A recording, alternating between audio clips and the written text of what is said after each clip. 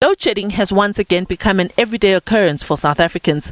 Over the past couple of days, Eskom has even implemented Stage 2 load shedding running from 8 a.m. to 10 p.m. Stage 2 requires that 2,000 megawatts of electricity is rotationally load shed nationally at a given period. Analysts say during this time it was probably the 1,000 megawatt of renewable power on the electricity grid that prevented a total blackout. Generally, they have been helping us. We are generally getting on average about 1,000 megawatts into the grid, and it's helping us, especially during the course of the day when we do have some units that we can take offline so that we can do maintenance on them, and that power is replaced by the one that is coming from the renewables. But late in the evening, especially for solar, they are not available because the sun is not there, but generally we do appreciate the input that they are giving us. Eskom says pricing for renewable energy still remains a key issue. It says it currently spends around 21 billion rands on the current projects that it has signed on.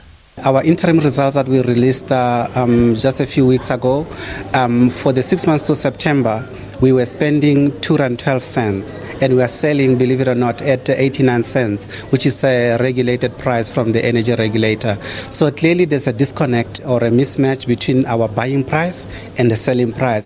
Meanwhile, the South African Independent Power Producers Association says the 3 years lost to state capture is among the biggest challenges for the country's electricity problems. The challenge that we've got in the country is, again, there's 3 years that we lost in state capture around the renewable program where Eskom didn't want to sign PPAs. If that capacity was up and running now, as it should have been, we would have been in a much better state than we are now. Although Eskom is at liberty to claw back the renewable energy cost, there have been delays with over 32 billion rands still to be recovered from NERSA. So far, NERSA has undertaken to pay Eskom 8 billion of the 30 billion over the next 4 years. In South Africa, renewables is not subsidized. Renewables came in a competitive tender process, and the cheapest and the best quality of bids went through, which set the right backdrop to a successful renewable energy program.